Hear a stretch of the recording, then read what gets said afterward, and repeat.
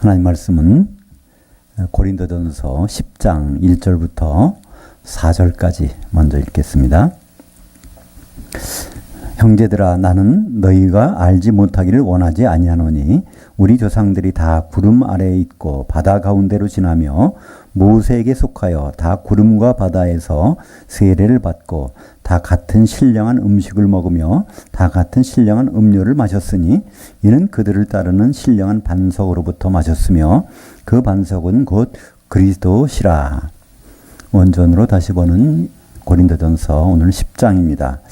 혼의 구원의 본보기, 홍해를 건너 광야에서 멸망이란 제목으로 말씀을 나누겠습니다. 오늘은 특별히 이제 고린도전서 10장을 통해서 우리 교회 생활이 어떤 것인가, 그것을 출애굽의 사건을 통해서 우리 교회 생활을 우리에게 설명하고 있습니다. 여기서 바울은 이 고린도 교회 성도들에게 지금 교회 생활이 과거에 어떤 것이냐에 대해서 지금 이제 직접적으로 설명을 하고 있습니다. 그러니까 출애굽을 한 다음에 출애굽했다는 것은 홍해를 건넜다는 것이죠. 홍해를 건넌 다음에 광야 생활을 합니다. 그리고 원래 하나님이 출애굽을 이렇게 시킨 목적은 뭘까요? 그것은 가나안 땅까지 인도하기 위해서 하신 것입니다. 그 목적지는 가나안 땅이에요. 광야는 목적지가 아닙니다. 중간 과정이죠. 왜 그런 일들이 벌어졌죠? 그런 창세기 15장 13절 이하에 나오죠. 하나님 아브라함한테 약속을 하십니다.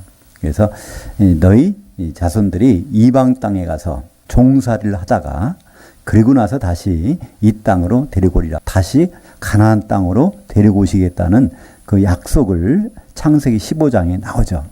그 약속을 시행하시는 과정이 바로 이 출애굽 사건입니다. 그러니까 하나님은 창세기 15장 13절 이하일 겁니다.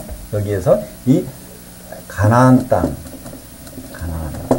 가나안에서 이스라엘 백성들을 앞으로 아브라함의 자손들을 아모리 족속이 아주 패악이 준비될 때까지, 용광로가 준비될 때까지 잠시 애굽 땅에서 있다가 나오라는 겁니다.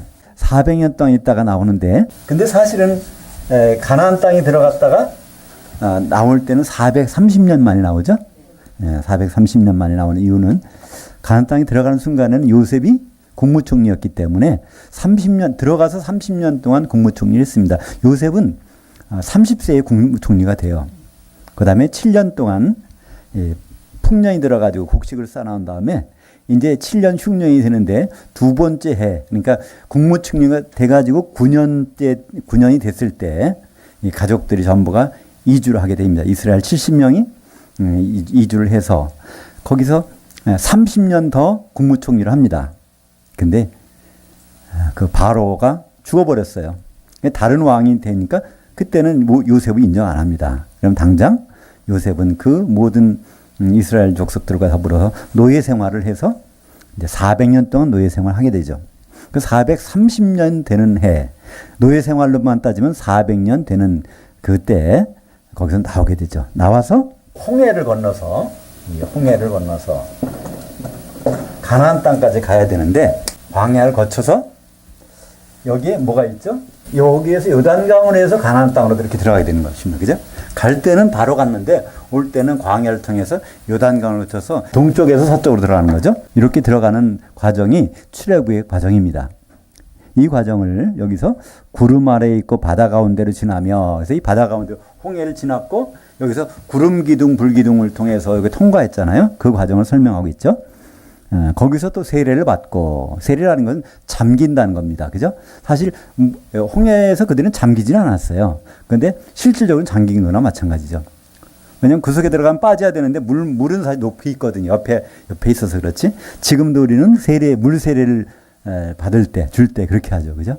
물에다가 이렇게 찍어 바르잖아요. 찍어 바른다는 얘기는 물이 여기 있다. 물에 잠겼다. 그걸 상징적으로 나타내는 것처럼 이스라엘 백성들은 이 홍해를 건너오면서 바다에서 세례를 받고, 또 구름 기둥으로 위에서 있으니까 구름 속에 이렇게 세례를 받고, 그런 과정을 쭉 거쳤고, 또 그뿐 아니라 만나가 하늘에서 내려와서 먹게 됐죠.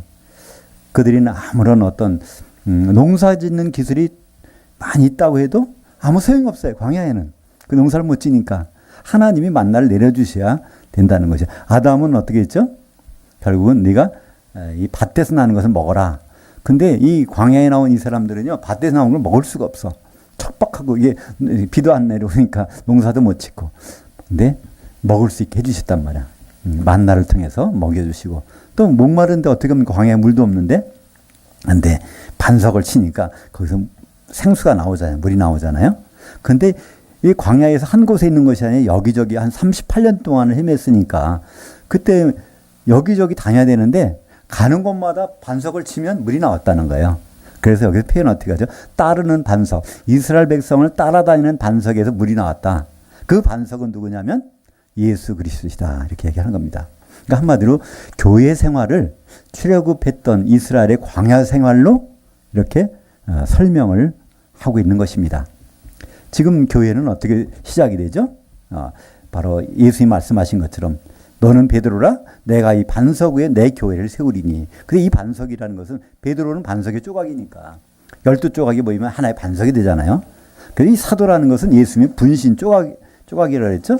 결국은 사도들이나 예수님이나 같은 하나가 되는 것이거든요. 거기에 교회가 세워지는 겁니다. 그러니까 광야에서 돌아다닐 때 그 밑에는 반석이 있었어요. 그러니까 반석 애들은 세워진 겁니다. 그리고 바로 이들은 세례를 받았다는 게 돼 있어요. 그죠? 구름으로 세례를 받았어. 교회는 어떻게 시작됐죠? 오순절날 성령이 쫙 내려서 그때 교회가 시작됐단 말이에요. 그리고 교회는 생수가 충분히 있는 곳이 교회잖아요. 교회라는 것은 고린도전서 3장 16절에 보면 너희가 하나님의 성전인 것과 하나님의 성령이 너희 안에 계시는 것을 알지 못하느냐 그러잖아요. 그죠? 그러니까 성령이 충만한 것이 바로 생수가 있는 것이 교회란 말이에요. 그들은 생수를 계속 먹으면서 사는 그런 생활을 했다는 겁니다. 그러니까 지금 우리는 바로 이 반석 대신 반석 위에 서 있는 교회고 우리는 생수를 날마다 먹을 수 있어요. 성령이 충만한 것이니까. 근데 이 생활을 하던 사람들이 또 거기에 말씀도 먹잖아요. 생명의 말씀인 만나도 먹게 했는데 이런 생활로 계속 가는 것이 끝이 아니라 어떤 걸 향해서 가는 겁니다. 이렇게 가는 사람들이 다 성공한 것이 아니라 60만 명이 나왔는데 그 중에서 2명 빼놓고는 다 어떻게 했어요? 멸망을 당한 겁니다. 이것이 바로 이제 다음에 보면 우리의 본보기다. 우리 신앙생활, 교회 생활의 본보기는 이렇다는 겁니다. 그래서 이 생수라는 건 요한복음 7장 38절에 보니까 나를 향하여 믿는 자는 성경 이름과 같이 그 배에서 생수의 강이 넘치리라. 그러니까 이 뱃속에 생수가 있다는 얘기는 뭘까요? 생수 속에 들어가 있다는 얘기잖아요. 뱃속까지 스며들었어, 생수가. 그래서 배에서 생수가 넘치는 거예요. 그러니까 뱃속까지 생수가 들어갈 정도면 생수의 강이 그러면 그 속에 빠졌다는 거잖아요. 생수가 뭘까요? 설명이 나오죠. 요한복음 7장 39절에 이는 그를 향하여 믿는 자들이 받을 성령을 가리켜 말씀하신 것이라. 광야 생활하는 그 사람들은 바로 이 생수가 넘치는 그런 걸 예표한 것이죠. 반석에서 물이 나오고 구름 기둥 밑에서 있었으니까. 그래서 거기에 성령 세례를 받은 그 현장에 그들이 있었던 걸 볼 수 있죠. 예수님 말씀하십니다. 사도행전 1장 5절에 요한은 물로 세례를 베풀었으나 너희는 몇 날이 못되어 성령으로 세례를 받으리라. 성령이 잠겨지리라. 그래서 열흘 지나니까 성령이 내려서 오순절날 사도들이 잠겨졌고 그날 같은 날 3,000명이 또 성령으로 잠겨져서 교회가 시작됐죠. 오순절날은 교회가 시작된 날입니다. 지금 바울은 이것을 바로 이스라엘 백성들이 광야 생활을 통해서 겪었던 일들을 지금 우리가 동일한 과정을 겪고 있다는 것을 설명하고 있었던 것이죠. 5절부터 6절까지 읽어보겠습니다. 그러나 그들이 다수를 하나님이 기뻐하지 아니하셨으므로 그들이 광야에서 멸망을 받았느니라. 이러한 일은 우리의 본보기들이 되어 우리로 하여금 그들이 악을 즐겨한 것 같이 즐겨하는 자가 되지 않게 하려 함이니. 이것이 우리라는 건 누구죠? 이 교회 성도들. 우리 교회의 본보기라는 거예요. 출애굽 사건에서 이 광야 생활은 이것은 바로 교회의 본보기라는 겁니다. 사도행전 7장 38절에 보면 거기 그 스데반이 설교를 하면서 그런 얘기를 합니다. 우리 조상이 광야를 지날 때 그것이 광야 교회에 있었다는 겁니다. 그러니까 교회의 모형이 샘플이 바로 광야에 있었다는 거예요. 그래서 요한계시록 17장 3절에 보면 사도 요한이 세 번째 그 동영상을 찍으러 가죠. 첫 번째는 어디로 갑니까? 주의 날 공중으로 가서 쫙 요한계시록 1장 5절에 보면 주의 날 공중으로 사도 요한의 몸은 밤모섬이 있었지만 영으로 거기 가서 다 보잖아요. 동영상을 촬영하는 거예요.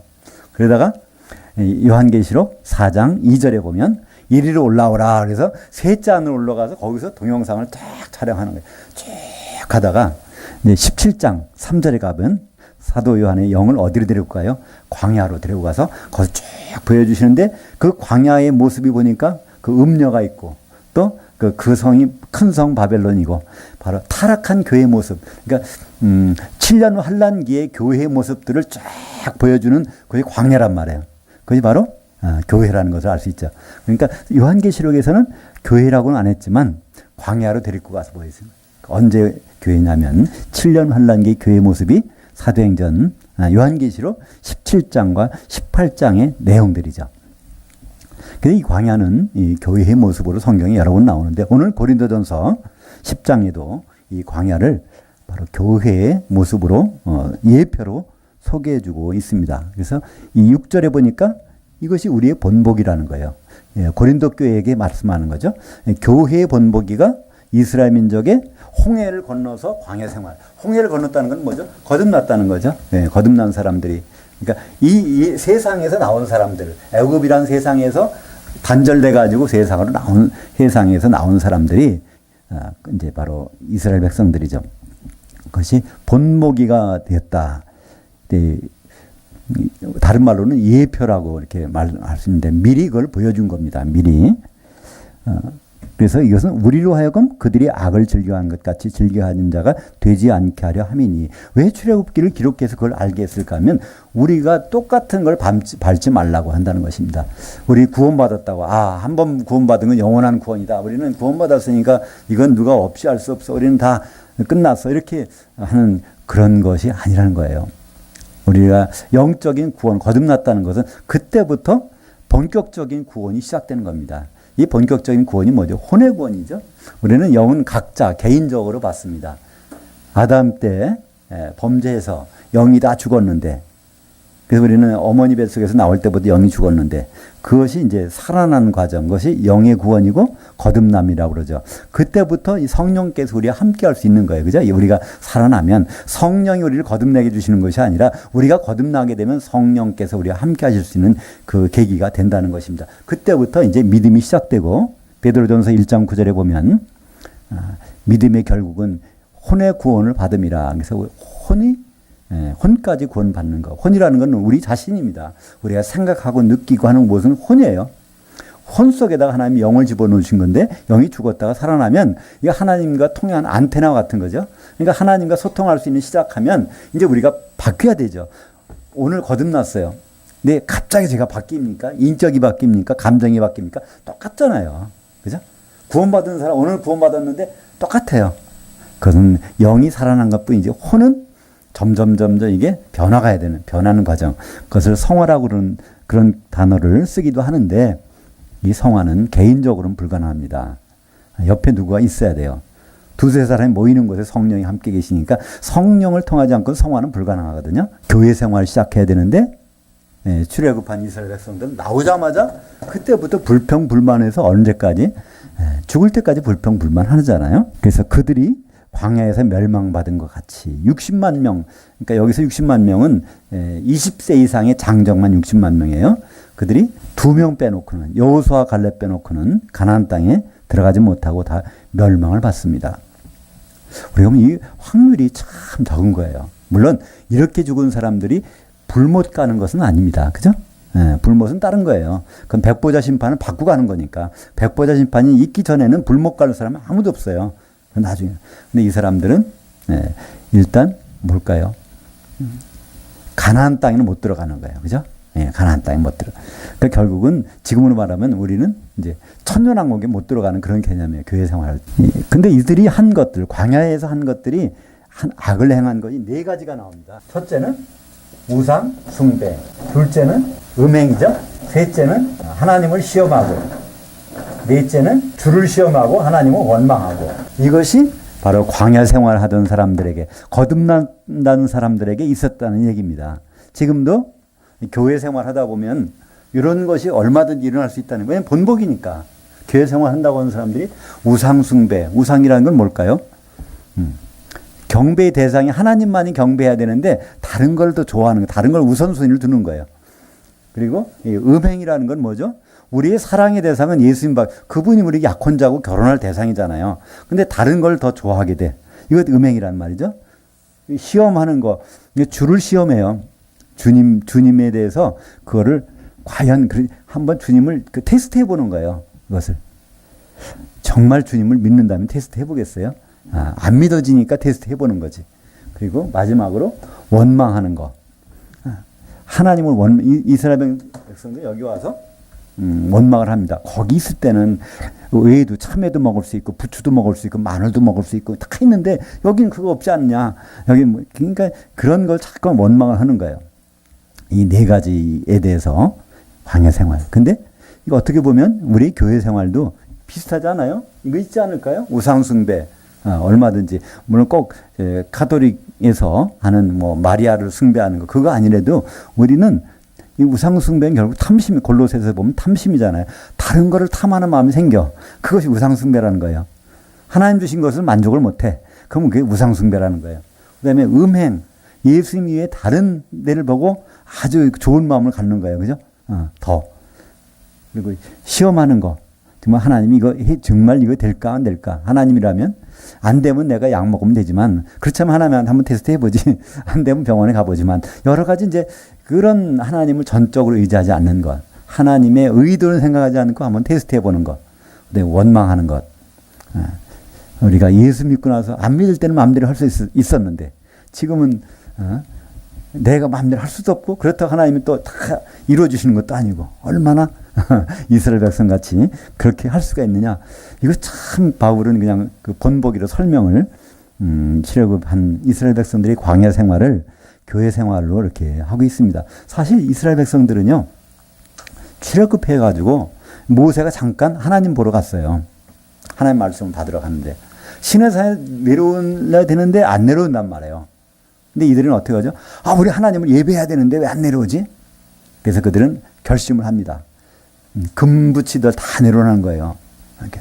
그걸 가지고 송아지를 만들어서 우상 놓고 거다가 절을 하는 거예요. 그 사람들은요, 하나님 못 믿으니까 우리는 다른 신을 만들어서 절해야 돼. 그게 아니에요. 우리가 여호와를 섬기자, 여호와께 제사를 드내자 그러는 거예요. 그러니까 여호와께 제사 드내기 위해서 금을 다 내놓으라는 거예요. 그래갖고 애굽에서는 소가 신이었으니까 그럼 여호와를 소처럼 만들어서 만들어 놓고 거기다가 제사를 드내자는 겁니다. 그렇게 했다는 거예요. 바로 출애굽해서 겨우 하는 것이 바로 시작한 것이 그거거든요. 우상을 숭배해서 하는 것.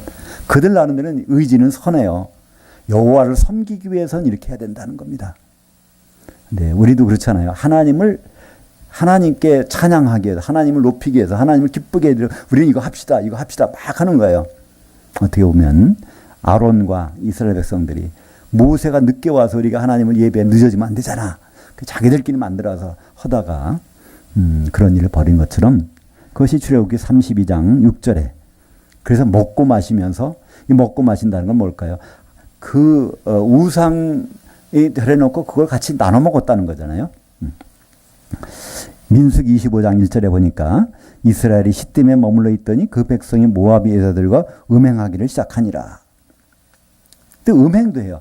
이건 마지막 일입니다. 그러니까 사실은 이스라엘 백성들이 거의 다 왔어요. 이제 요단강만 건너면 돼. 요단강만 건너면 되는데 그때 모압 왕이 무슨 일을 벌였습니까?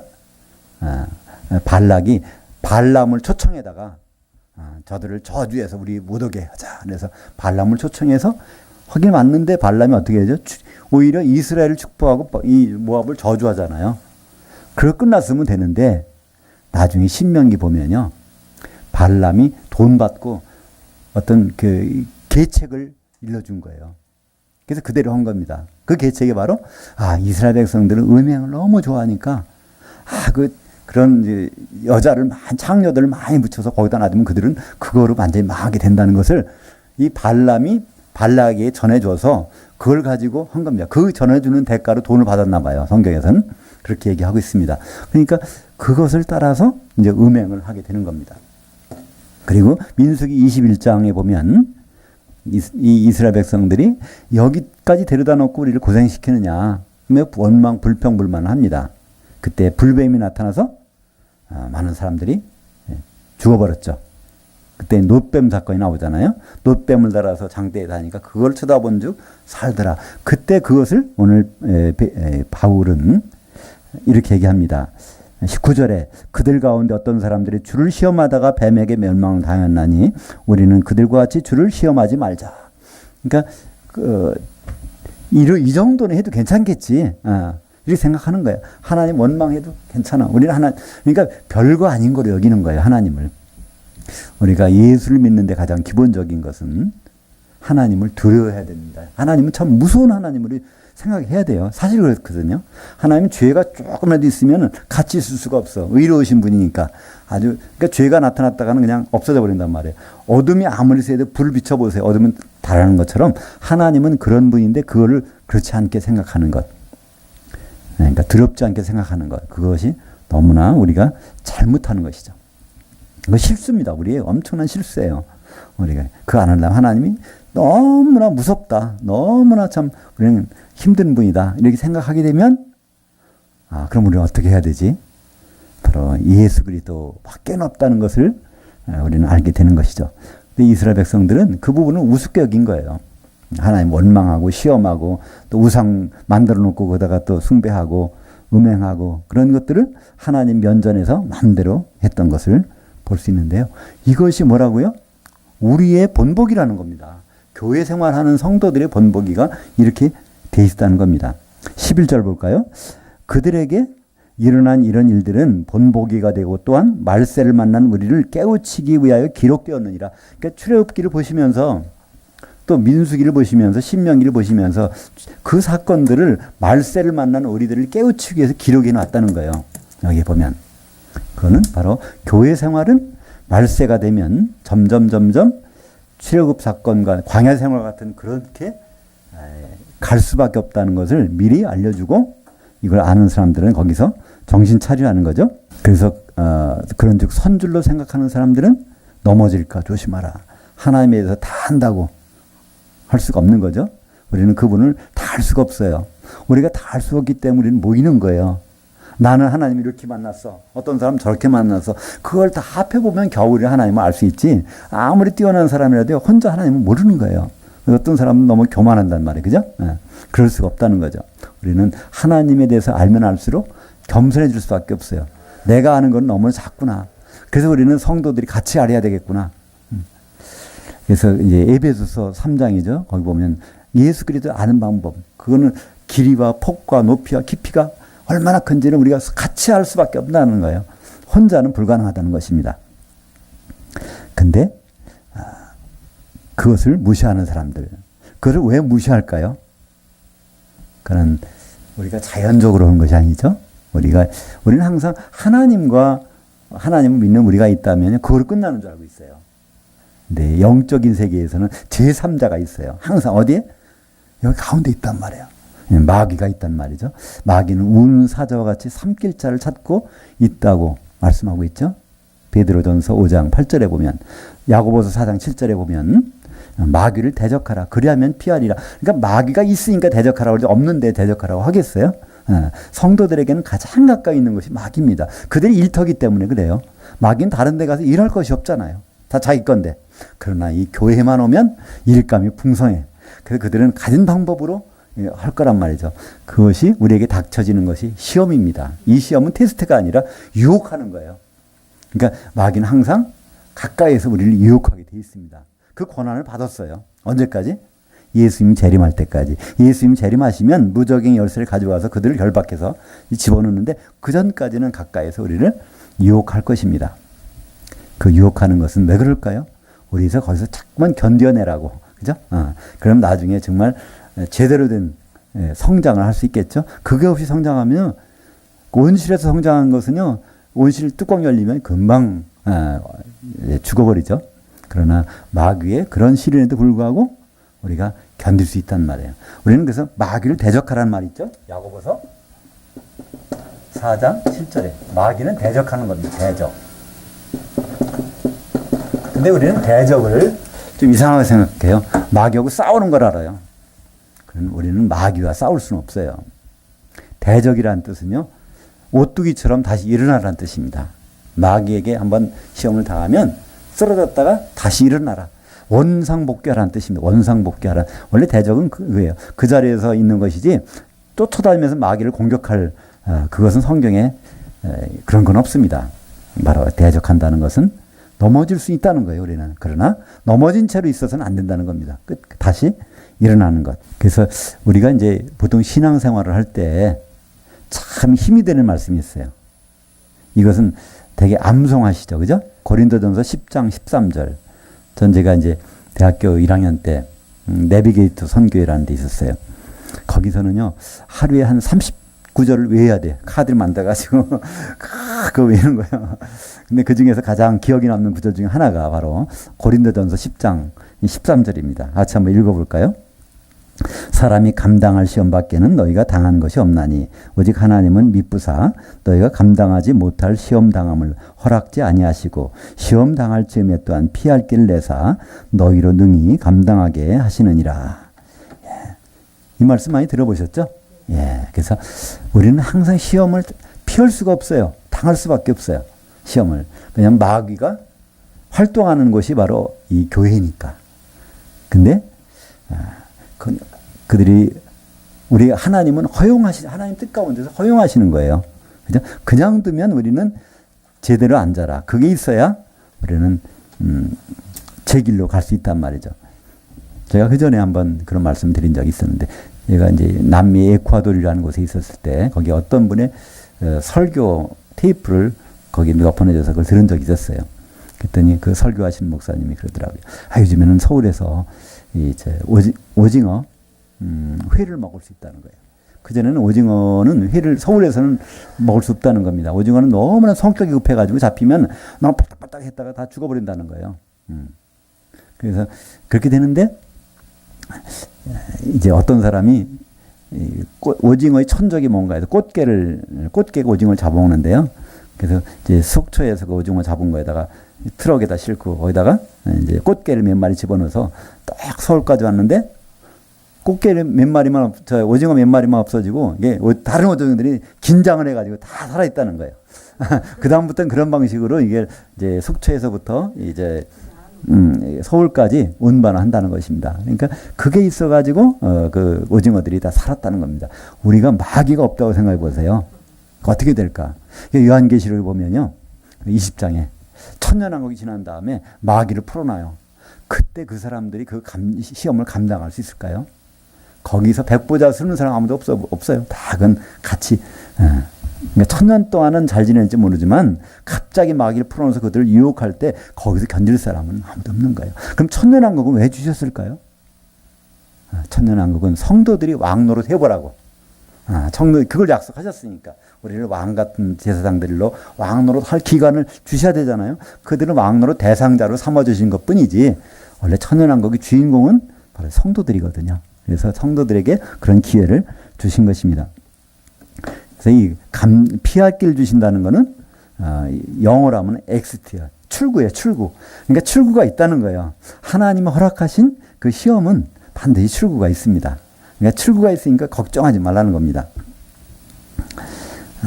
그래서 우리는 이 신앙생활 가운데 오히려 이 시험이 없다면요. 이거 한번 의심해 봐야 돼요. 유혹이 없다면. 마귀가 날 건드리지도 않아. 자기 편이라는 얘기예요. 그죠?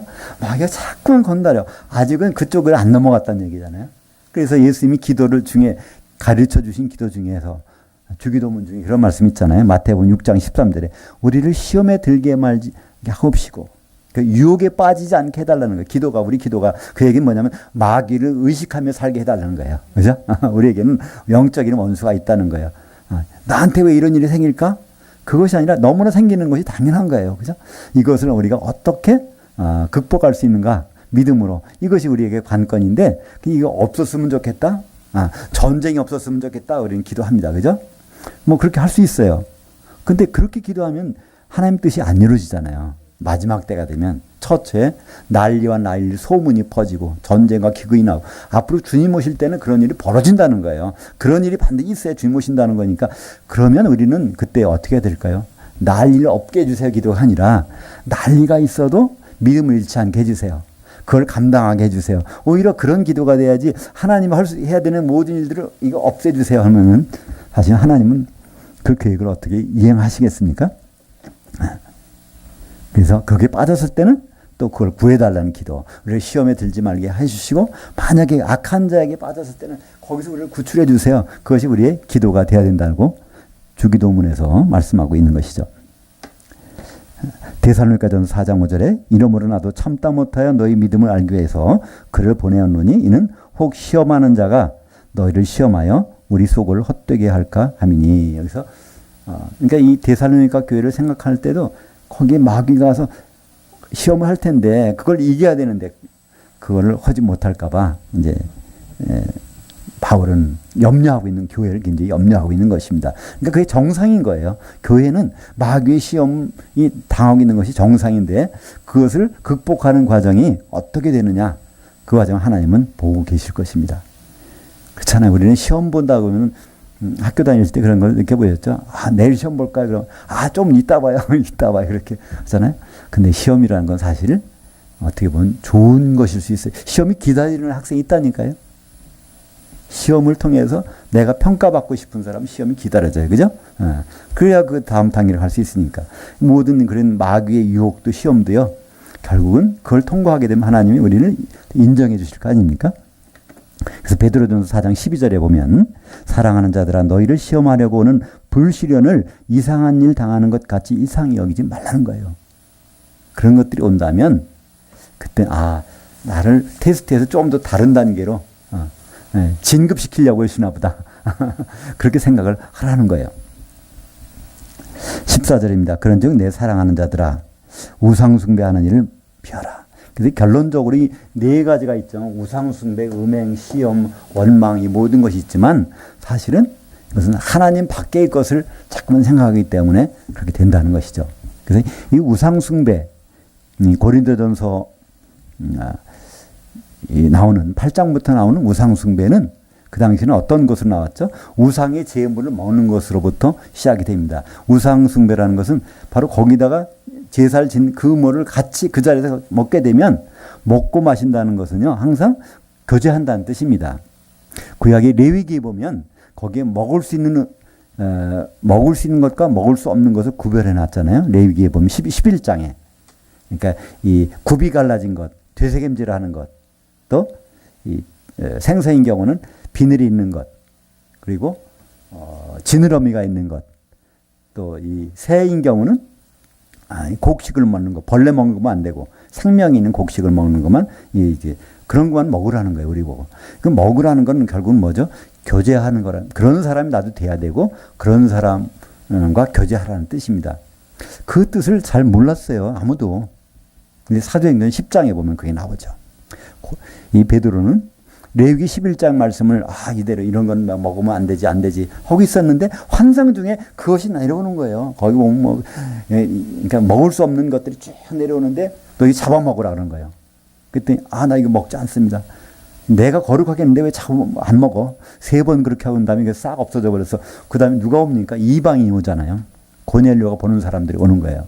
그래서 그전 같았으면 만나지 않아요. 이방인들은 저 하나님 섬기지 않는 사람은 더럽다고 안 만나는 거예요. 근데 레위기 11장에 나오는 그 물건을 이렇게 그것을 본 다음에 이 사람들과 교제해도 된다는 얘기구나. 그러면서 그 사람들을 만나러 가는 장면이 나오지 않습니까? 그러니까 이 먹고 마신다는 것은 교제한다는 것입니다. 그러니까 우상의 제물을 먹고 마신다는 것은 우상과 교제한다는 그런 의미와 같이 쓰인다는 거예요. 그래서 우상의 제물을 그것이 우상의 제물이라는 것을 모르고 먹는 건 괜찮아요. 근데 알고도 먹는 거는 문제가 된다는 거예요. 근데 사실은 우리가 지난번에 8장에서 우상의 제물 우리는 먹을 수 있어요. 하나님이 지으신 것은 다 선한 것임에 감사로 받으면 먹을 수 있단 말이에요. 근데 무슨 문제가 생길 수 있냐면 어떤 사람들이 그걸 이해를 못하는 사람이 있을 때 그걸 먹게 되면 그 사람이 어떤 양심에 꺼리낌이 된단 말이에요. 그렇게 되면 그 사람 때문에 먹지 말라는 겁니다. 그래서 여하튼 이 우상의 제물은 가급적 안 먹을 수 있으면 안 먹는 게 좋은 거예요. 그죠? 먹는다는 것은 그런 의미를 동반하고 있다는 것이죠. 우상의 제물을 먹는다는 것은 특별히 다른 사람들에게 문제가 될 수 있다는 것입니다. 그러니까 우리가 먹고 마시려면 먹고 마시는 일은 중요한데 우리는 뭘 먹고 마셔야 되죠? 우리는 누구하고 교제해야 됩니까? 예수님과 교제해야 되니까 예수님을 먹고 마시는 거예요. 그럼 예수님은 어떻게 먹고 마실 수 있어요? 예수님의 살과 예수님의 피, 그걸 교제하는 거예요. 그러니까 예수님의 피로 된 것이 이 교회입니다. 교회는요, 예수님의 피로 사신 거예요. 우리가 교회 안에 들어와 있다면 예수님의 피를 날마다 마시는 거예요. 그 피 속에 들어와 있으니까. 예수님의 살 뭐죠? 바로 이 사람이 이 떡으로만 살 것이 아니요, 하나님 입으로 나온 말씀으로 살 것이니라. 요한복음 6장에 보면 내 몸이 살이고 내 살이 떡이고 생명이 떡이고 내 피가 참 음료로다. 바로 우리는 예수님과 교제하는 것, 그것이 예수님 먹고 마시는 거죠. 그래서 우리는 예수님 먹고 마시는 유일한 기회는 교회 생활밖에 없거든요. 그죠? 우리 교회 가운데서 예수님 피를 맛볼 수 있고 교회 가운데서 하나님 말씀을 먹는 일이 벌어지잖아요. 세상 나가서 어디 그런 게 있겠습니까? 주님이 마태복음 6장 9절부터 기도를 가르쳐 주실 때 6장 11절에 보면 오늘 우리에게 일용할 양식을 주시옵고라는 그 번역이 있어요. 그러나 정확히 말하면 그게 양식이 아닙니다. 푸드가 아니에요. 떡, 빵입니다. 그것도 한 덩어리예요. 한 덩어리. 한 덩어리의 떡을 같이 먹게 해달라는 거예요. 그 한 덩어리 떡이 누굴까요? 바로 생명의 떡, 바로 요한복음 6장에 나오는 예수님의 떡을 우리 같이 먹으면 어떻게 되죠? 그 냄새가 같이 배는 거예요. 영양분이 같이 퍼지는 거예요. 우리가 마늘 들어가는 어떤 그 음식을 먹었다고 해보세요. 같이 먹고 있으면 그 사람들 입에서 다 똑같은 냄새가 나는 거예요. 그러니까 생명의 한 떡을 같이 먹자는 겁니다. 근데 거기도 보면 일용할이라고 보다는 원래 번역은 내일이란 단어예요. 원래는요. 에피오시오스. 내일의 떡을 먹는다는 것은요, 좀 특별한 의미가 있습니다.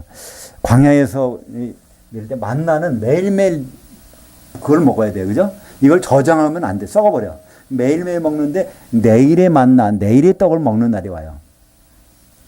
바로 안식일이 가까울 때는 바로 그걸 먹는다는 거예요. 그러니까 우리가 예수님의 떡을 한 덩어리를 매일 먹되 특별히 그분의 오실 것, 바로 그분의 안식일의 주인이잖아요. 그분의 오실 것을 기대하면서 우리는 같이 먹자, 같이 그것을 누리자는 것이 주기도문에서 일용할 양식이라고 번역된 내용입니다. 우리가 매일매일 필요하니까 우리 매일 필요한 것 좀 주세요. 그런 뜻이 아니잖아요. 왜 그런 뜻이 아닌 걸 확실하냐면 주기도문을 갖춰주면서 너희가 기도할 때 너희들이 있어야 될 것을 이미 아셨느니라. 그러므로 너희는 이렇게 기도하라니까 그 아신 것을 기도하라는 얘기는 아니겠죠? 그러니까 이것은 바로 우리가 필요를 요청하라는 얘기가 아닙니다. 하나님의 예수님의 몸을 같이 먹자. 한 덩어리를. 그래서 외국에서는요. 외국에서 조그만 교회 가보면요. 성찬식을 할 때 우리는 지금 성찬식을 어떻게 해요? 여러 쪼개진 걸 쭉 나눠주면 그걸 하나 입에 넣잖아요. 거기서는 한 덩어리를 가지고 성찬식을 해요. 떡 한 덩어리를 쫙 가지면 우리가 몇 명이 모였지? 10명이 모였다? 그러면요. 처음 받는 사람부터 그걸 계산해요. 나름대로. 한 덩어리고 한 10분의 9 정도 되겠지?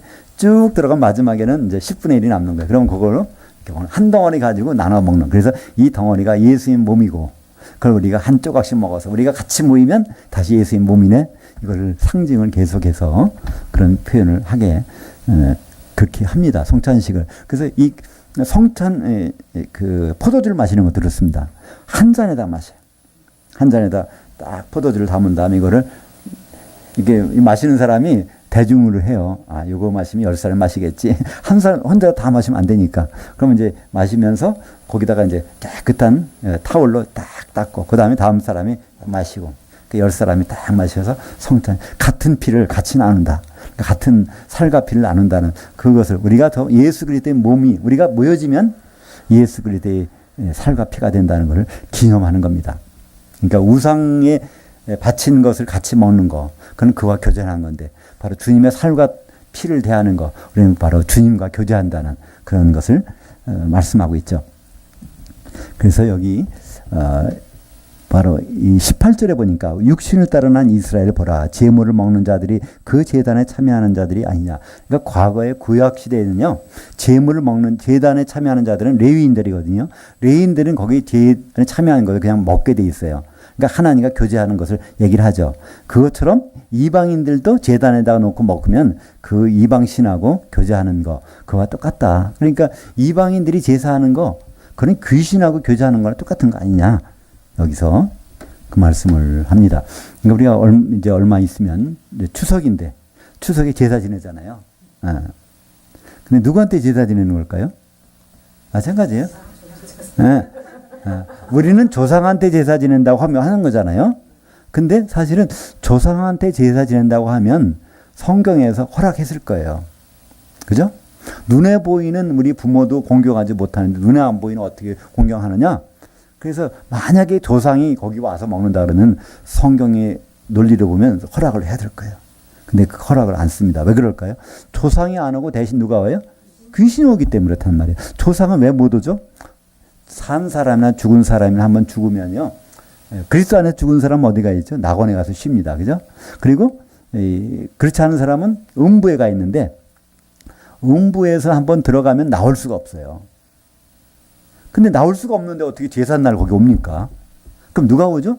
그 사람 속에 있던 귀신이 시체에서는 나와야 되니까 나와 있다가 자기를 좋아하는 사람들이 있다면 거기 오는 거잖아요. 그러니까 귀신들이 그 자리에 오는 거지 그 조상은 거기 올 수가 없단 말이에요. 그러니까 그 부자가 그러잖아요. 내 형제 5명이 살았는데 그들이 나 있는 곳에 오지 좀 않게 해달라는 거예요. 자기가 만약에 귀신이 됐다면 그때 그 자리에 와서 나 너희들 형인데 나 너무 괴롭다. 음부가 이렇게 괴로운지 몰랐어. 제발 여기 오지 마. 그렇게 하면 될 거잖아요. 그 말을 못 해가지고 부탁을 하잖아요. 나사로 보내든지 누굴 보내서 제발 나 있는 곳에 저들이 살아서 믿어가지고 나 있는 곳에 오지 않게 해달라고 하는 거죠. 그러니까 귀신과 우리 죽은 사람의 영혼은 가는 곳이 다릅니다. 귀신들은 어디 가죠? 이렇게 떠돌다가 귀신은 가야 되는 곳이 있어요. 숙소가 있어요. 귀신의 숙소는 무저갱입니다. 그 성경에 있어요. 어디 있죠? 누가복음 8장 30절에 예수께서 내 이름이 무엇이냐 물으신즉 이르되 군대라 하니 이는 많은 귀신들이 들렸음이라 무저갱으로 들어가자 하지 마시기를 간구하더니 귀신들은 자기가 들어갈 곳을 알고 있어요. 음부라고 얘기 않잖아요. 무저갱으로 아직은 안 됐잖아요. 좀 활동하고 들어갈게 이러는 거예요. 그죠? 무저갱으로 들어갔다가 또 요한계시록에 보면 9장에서 무저갱에서 나오는 게 있어요. 무저갱에서 거기서 나오는 거는 연기라고 그래요. 사도 요한에 봤을 땐 연기가 나오고 있어요. 근데 사실은 무저갱에 뭐가 들어갔길래 연기가 나올까요? 귀신들이 나오는 거예요. 귀신들이 나와서 거기에 황충이 거기 쐬게 된다는 거예요. 황충은 메뚜기입니다. 메뚜기는 레위기 11장에 보면 먹을 수 있는 거예요. 성결한 거예요. 메뚜기는 왜 성결한 거냐면 뒷다리가 있어서 다른 곤충은요 배를 땅에 대고 파리 같은 거 보세요. 그런 거 묻히고 다니는데 메뚜기는 언제든지 하늘 향해 날 수가 있어요. 뒷다리가 있어서 벌쩍 뛴단 말이에요. 비록 땅에 있지만 어느 순간이든지 하나님께 향할 수 있는 것. 그 메뚜기는 먹는 거예요. 그러니까 성도들을 성경에서 메뚜기라고 하는 거예요. 메뚜기는 성도들을 의미합니다. 근데 이 성도들에게 연기가 들어갔어요. 이게 뭐죠? 무저갱에서 나온 연기에 귀신이 들어간 거예요. 그 귀신들이 바로 거기 있는 성도들을 꼬리로서 괴롭히는 장면이 나옵니다. 이 꼬리로서 괴롭힌다? 거짓 말씀을 가지고 막 유혹하는 교회에서 벌어지는 장면이 나옵니다. 이 귀신들은 지금 이제 사람이 죽으면 거기 나와 활동하다가 무저갱에 계속 들어가는 거예요. 계속. 그러다가 이제 전3년 반 5개월 남겨놓고 나와서 5달 동안 활동하게 됩니다. 그래서 요한계시록 9장에 자세히 설명이 되어 있죠. 그러니까 이 귀신과 우리 불신자의 사후영은 가는 곳이 다르단 말이에요. 불신자의 사후영은 음부에 가 있는 거고 귀신은 바로 무저갱에 가 있다가 나오는 겁니다. 그러니까 이 이방이나 제사하는 것, 귀신들에게 한다는 게 조상하게 하는 것이 아니기 때문에 하지 말라는 거예요. 조상들을 무시하라는 얘기가 아닙니다. 조상들이 예수 안 믿었다고 좀 무시하라? 그래서 조상 섬기지 말라는 것이 아니라 그렇게 귀한 정성을 왜 귀신에게 그 조상들을 괴롭히던 거기 들어가서 병도 주고 고민도 주고 뭐 하여튼가 괴롭히던 그러니까 귀신이 그럴 거 아니에요. 귀신이 어떤 사람 속에 들어가면 맘대로 써요. 왜 그럴까요? 요한복음 10장 10절에 보면 그러잖아요. 바로 도적이 오는 것은 도적질하고 죽이고 멸망시키러 오는 것이잖아요. 영적인 도적이잖아요. 내 몸을 내게 주인이 사용하는 것이 아니라 마음대로 사용해 버리는 거예요. 그러니까 뭐 암병도 갖다 주고 뭐 정신병도 가져줄 수 있고 이 사업이 망하게 할 수도 있고 그게 들어가서 활동하게 되면은 그렇게 하던 것이 그 사람이 죽으면 그 몸에서 나와서 돌아다니는데 그러다가 제삿날 오게 되는데 왜 그거를 알 수 있다면 우리 조상들은 얼마나 서러워하겠어요. 내가 몸을 나를 괴롭히던 귀신 모셔다 놓고 저렇게 하는데 그거 안 되잖아요. 그래서 그런 그 추석날이건 어느 날이건 제삿날이건 그거를 해서는 안 되는 겁니다. 그걸 조금 성경을 알 수 있다면 다 알 거예요. 아, 내가 내 조상님 이거 모시는 게 아니라 조상님을 괴롭히던 귀신을 내가 모시고 있어? 이거 당장 안 할 거잖아요. 모르니까 조상님 오실 때 걸리면 안 되니까 빨랫줄도 이렇게 다 끊어놓고 뭐 해놓고 올 때 편하게. 이거는 귀신이 오는 길을 환영하는 거잖아요. 그래서 우리는 귀신이 뭔가를 알면요. 아주 제사는 아무도 지낼 사람 없을 거예요. 근데 귀신을 모르기 때문에 사람들이 제사를 지내는 것이죠. 그래서 음부라는 것과 이 음부라는 뜻은 하데스라고 하는데요. 하데스. 그건 보이지 않는 곳이라는 뜻이에요. 이 데스라는 것은요. 데스 헬라말로 이거는 보이는 세계. 여기다 하가 붙으면 부정. 하데스. 안 보이지만 있다는 거예요. 그거 어디 있을까요? 우리가 보이는 하늘이 있고 안 보이는 하늘이 있는데 거기 영적인 하늘에서 지금 죽은 사람들은 거기 있는 것입니다. 그 가운데서 지금 낙원도 거기 어딘가에 있겠죠. 특수한 지역으로 있을 것입니다. 23절입니다. 모든 것이 가하나 모든 것이 유익한 것은 아니요. 모든 것이 가하나 모든 것이 덕을 세우는 것은 아니니. 그래서 우리는 그리스도 안에 있으면요. 모든 것을 할 수 있어요. 모든 음식 다 먹을 수 있어요. 모든 일도 다 할 수 있는데 그것이 다 좋게 되는 건 아니라는 겁니다. 그렇잖아요. 우리도 음식을 좋다고 많이 먹어보세요. 적당히 먹으면 좋지만 너무 많이 먹으면 이게 몸에 해로울 수도 있잖아요. 마찬가지로 모든 걸 할 수 있지만 여기서 성경에서 고린도전서에서 우리에게 얘기하는 것은요. 집을 세우는 걸 얘기합니다. 교회를 얘기하고 있어요. 교회 생활하는데 도움이 되는 게 있고 그렇지 않은 게 있다는 겁니다. 거기 우리는 우리말 번역은 23절에 덕을 세우는 것은 아니니 이 오이코도메오라는 단어를 쓰는데요. 오이코도메오. 그럼 오이코스하고 도메오를 합한 건데 오이코스는 집이란 뜻이고 도메오는 이거를 짓는다는 뜻입니다. 집을 짓는 거예요. 이 교회는 다른 말로 하나님의 집이죠. 하나님이 거하시는 곳. 그것이 바로 이 교회입니다. 지금 성령으로 거하시잖아요. 그러니까 이것이 하나님의 다른 말로 하나님의 집이다. 고린도전서 3장 9절에 우리는 하나님의 동역자들이요 너희는 하나님의 밭이요 하나님의 집이니라. 그러니까 고린도 교회에 편지하면서 너희가 하나님의 집인데 교회인데 바로 이 모든 것이 다 유익한 건 아니다. 어디에? 바로 이 덕을 세우는 집을 세우는데 유익한 건 아니다. 이야기하고 있습니다. 그래서 그러면 뭐가 유익한 거냐면 남에게 유익을 구해서 우리가 서로 집을 만드는 거예요. 이 벽돌이 아무리 제 자리에 혼자 있으면 아무 의미가 없어요. 다른 것과 연결이 돼야 돼. 그죠? 그래야 이 벽돌이 제 위치에 감당할 수 있단 말이에요. 교회는 중요한 것은 그 지체들이 서로가 남을 의식하고 있어야 돼요. 그죠? 이게 우리가 매스게임이나 또는 어떤 그 단체적인 어떤 큰 행사를 할 때 항상 뭘 하죠? 자기만 생각하면 이건 이상하게 줄이 삐뚤빠뚤 하잖아요. 항상 옆에를 다른 걸 보면 이 전체가 같이 움직여진단 말이에요. 우리 교회 생활이 그러거든요. 혼자 자기만 두드러지면 문제가 생겨요. 우리 몸도 그렇잖아요. 어떤 세포가 들어오는 영양분을 자기 혼자 다 먹어봐요. 그걸 다른 말로 암세포라고 합니다. 암세포는요, 독성이 있는 것이 아닙니다. 다른 데 들어갈 것을 자기가 영양분을 자기가 섭취해버리는 거예요. 그래서 자기가 커지니까 나한테 눌려가지고. 그래서 이 문제가 생기는 거지, 암에 어떤 독소가 있어서 문제가 생기는 건 아니거든요. 그러니까 교회 생활도 마찬가지거든요. 교회 생활에서 가장 중요한 거는 남에게 내가 어떻게 유익을 줄 수 있는가. 그러다 유익을 주는 거로 생각하면 전체는 잘 되는 거예요. 근데 내가 혼자만 되려고 하면 전체는 당연히 이상하게 되겠죠. 그래서 여기에 그 먹는 문제에 대해서 얘기를 합니다. 믿지 않는 자, 이건 불신자가 믿지 않는 자도 있지만 믿음이 아직은 없는 자라고 볼 수 있어요. 이건 지금 교회 생활하는 사람들 얘기하고 있는 것입니다. 교회 안에서 벌어지는 일들, 고린도 교회에 보낸 편지니까. 고린도 교회는 누가 있죠? 유대인도 있을 수 있고 이방인도 있을 수 있고 그들이 믿음이 있을 수도 있고 아직은 믿음이 없을 수도 있어요. 근데 그런 사람들에게 이 우상의 제물을 먹는 문제를 가지고 그들이 문제가 생기게 되면 전체가 문제가 생길 수 있다는 것이죠. 그래서 우상의 제물을 먹는 문제, 우상 숭배하는 문제, 그것이 나로 그치는 것이 아니라 다른 사람과 연결이 된다는 것입니다. 그렇다면 우리는 모든 일을 항상 뭘 염두에 둬야 될까요? 31절입니다. 그런즉 너희가 먹든지 마시든지 무엇을 하든지 다 하나님의 영광을 위하여 하라. 하나님의 영광을 위해서. 하나님의 영광이 뭘까요? 하나님의 영광. 영광이라는 단어가 뭘까요? 어떤 거룩한 빛일까요? 영광. 영광이라는 것은 헬라 말로 독사라고 하면 독사. 이건 뱀이 아니라 진짜 독사예요. 그건 이제 헬라어로 도케오라는 단어에서 온 건데 그것이 표현되는 거예요. 드러나는 거예요.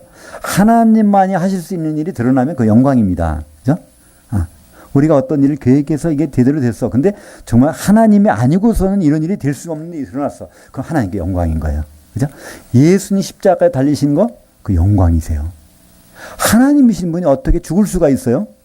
불가능해요. 사람이 죽는 거는 가능할 수 있어요. 근데 하나님이신 분이 십자가에 달려 죽으셨다? 이것이 하나님이시기 때문에 가능하기 때문에 그것도 하나님의 영광이세요. 그분이 부활하신 것도 영광이고 그분이 승천하신 것도 영광이고 성령 보내주신 것도 영광이고 그분이만이 하실 수 있는 일이 벌어지면 다 영광이란 말이에요. 그러니까 우리가 먹든지 마시든지 뭐든지 하든지 바로 하나님의 일이 나타나기만 하면 된다는 거예요. 그죠? 그러니까 우상의 제물을 먹어도 오히려 그 사람들이 이해를 해서 이거 이래서 먹을 수 있는 거구나 알게 되면 그것도 영광이 될 수 있는 그때는 먹을 수 있는 거예요. 근데 그걸 먹음으로 해서 저 사람들이 하나님을 의심하게 되고 이게 예수 믿는 게 이게 아닌가 봐 의심하게 되면 하나님께 영광이 안 되잖아요. 그러니까 모든 건 먹고 마시는 모든 행위는 궁극적으로 그것이 하나님이 기뻐하실까? 하나님이 드러날까? 그거면 영광이고 그렇지 않으면 우리는 이제 절제하고 하지 말라는 것이죠. 32절에 유대인들에게나 헬라인들에게나 하나님이 교회에 거치는 자가 되지 말고 그래서 우리는 유대인들 교회에 유대인들이 있을 수 있어요. 그러니까 이건 지금으로는 어떻게 우리는 다 이방인들이지만 그러니까 성경적 율법적인 사람들이 있을 수 있어요. 그죠? 그러나 그거 전혀 관계없는 사람도 들어올 수 있단 말이에요. 그러나 그것이 전혀 그 사람들이 모여서 유대인들이나 헬라인들이나 뭐 교회, 하나님의 교회나 이것은 유대인들과 헬라인으로 뭉쳐져 있는 곧 교회 안에서는 이런 뜻입니다. 동격으로 유대인들에게나 헬라인들에게나 하나님의 교회는 거치는 자가 거기서 누구에게 걸림돌을 놓으면 안 된다는 거예요. 모든 성도들에게 누구라도 이것이 걸림돌이 되면 그거는 교회를 위하는 일이 안 된다는 것입니다. 그래서 바울과 같이 그렇게 하라는 거예요. 바울은 항상 어떻게 했습니까? 남의 유익을 위해서 자기가 유대인 옛날에 유대인이지만 지금은 유대인이 아닌데 유대인 만났을 때 유대인처럼 해준다는 거예요. 그죠? 자기는 유대인에서 벗어났는데 또 이제 이방인들을 만나면 이방인처럼 해준다는 거예요. 그 사람들에게 어떤 그 사람들을 하나님께 인도하기 위해서는 그 사람들을 항상 생각하면서 일한다는 것이죠. 그것이 바울이 우리에게 보여주는 모범입니다. 나만 의식하면 교회 집이 안 세워진다는 거예요. 근데 집이 세워지려면 각각 여러 부분들이 서로가 어떻게 연결될 것인가? 그것을 하면 그게 가능하다는 것이죠. 제가 그 90년도인가요?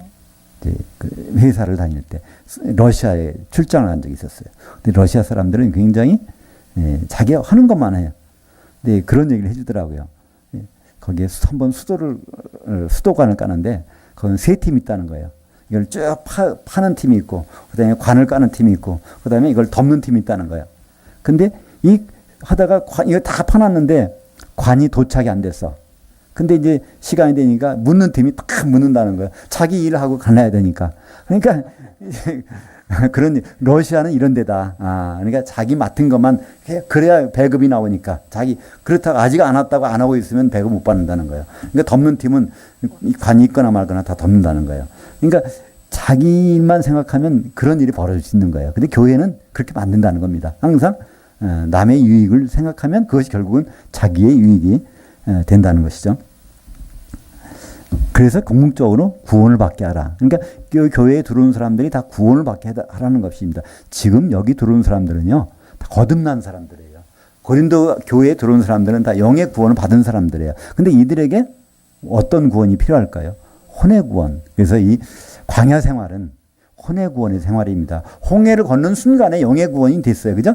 세상과는 단절됐단 말이에요. 애굽 땅에서 나오는 순간에 영의 구원 받은 사람들이 나와서 했는데 여기서 혼의 구원을 이뤄서 들어가는 사람 많지 않다는 거예요. 2명만 들어갔어요. 그죠? 그래서 그 2명이 들어갔지만 우리는 조금 더 숫자를 늘릴 필요가 있지 않겠습니까? 왜냐하면 알고 가니까 아무것도 모르고 시험을 치는 사람과 한번 과거에 출제된 문제를 다 알고서 시험을 치는 사람은 뭔가 달라야 되지 않을까요? 우리에게는 과거의 기출 문제를 다 가지고 있습니다. 해답도 갖고 있어요. 이제는 이걸 가지고 우리 신앙생활을 하고 있는 것입니다. 혼의 구원의 본보기, 홍해를 건넌 사람들의 광야 생활.